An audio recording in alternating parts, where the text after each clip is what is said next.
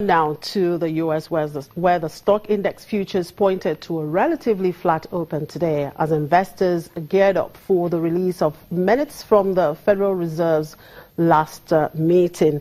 At the meeting in May, the Federal Open Market Committee decided to hold fire on raising interest rates. Investors will be combing through the documents to see if there are any indications as to when the Fed could raise rates over the course of 2017.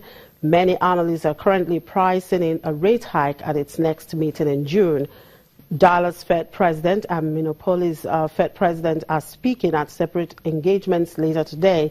Meanwhile, investors will remain on alert for any news out of the U.S. President's first foreign trip. Donald Trump met with Pope Francis at the Vatican today. Aside from the FOMC minutes, which are due at 2 p.m. Eastern Time, a host of data is set to come out today, including mortgage applications at 7 a.m. Eastern Time, FHFA home prices at 9 a.m. Eastern Time, and existing home sales data at 10 a.m. And in Asia, major indices there were mostly higher today after Moody's downgraded China's credit rating and as investors awaited minutes from the U.S. Federal Reserve and an upcoming OPEC meeting. Moody's Investor Service downgraded China's credit rating to A1 from AA3 and changed its outlook to stable from negative. The Nikkei 225 rose 0.66%, while the Kospi gained 0.24%.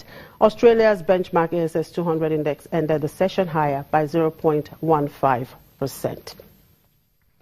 Now, the 2017 annual meeting of the African Development Bank Group is ongoing in Ahmadabad, India. The annual meetings are the bank's largest annual event and serve to raise the profile of the institution on the global stage. The annual meetings provide a unique forum for representatives of government, business, civil society, think tanks, academia, and the media from Africa and beyond to debate key issues on Africa's development and to discuss the bank's performance in delivering on its mandate. Now, this year's theme is Transforming Agriculture for Wealth Creation in Africa. Let's talk to one of the participants at this meeting, the managing editor, the Africa Report, Nicholas Norbrook. Good afternoon, Nicholas. Thank you very much for joining us from the venue of this year's Africa Development Annual Meeting. Now, good afternoon. Right. Transforming agriculture for wealth creation in Africa. That's the theme of this year's meeting. Why is this theme apt at this time? Well, it's very much at the heart of the African Development Bank's strategy. And in fact, I've just come from a meeting where two stars of Nollywood, Ms. Oboli Omoni and Omotola Jalade Ekende, and I apologize for the pronunciations, but they're here to try to show that agriculture is cool. Africa needs to think about fashionomics. It needs to be transforming its raw materials like cotton and moving up into fashion and higher added value. So this is all part of President Adesina, the president of the African Development Bank, his drive to make agriculture a commercial reality instead of just a poor farmer scratching away in his field. He really wants to make agriculture a business. And he says, you know, when the richest black man in the world, Mr. Dangote, is putting $1 billion into rice, then you know that something's happening. Right.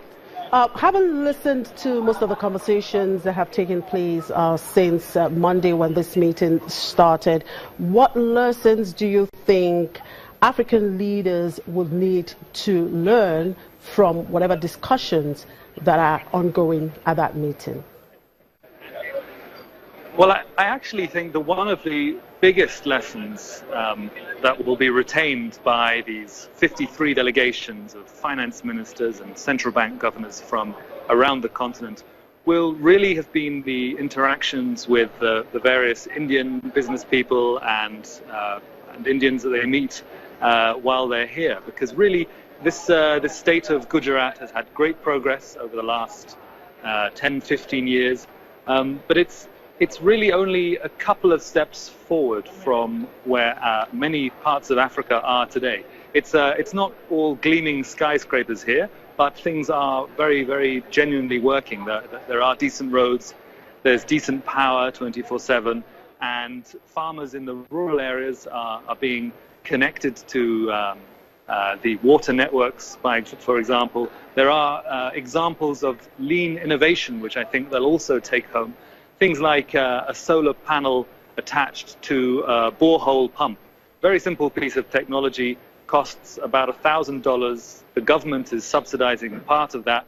And suddenly farmers who are far away from the electricity grid just need to dig a hole, and suddenly they are pumping water into their fields, and their yields will go right up, and they're managing to pay these simple bits of kit off very quickly. So I think the demonstration effect of being here in India is inestimable.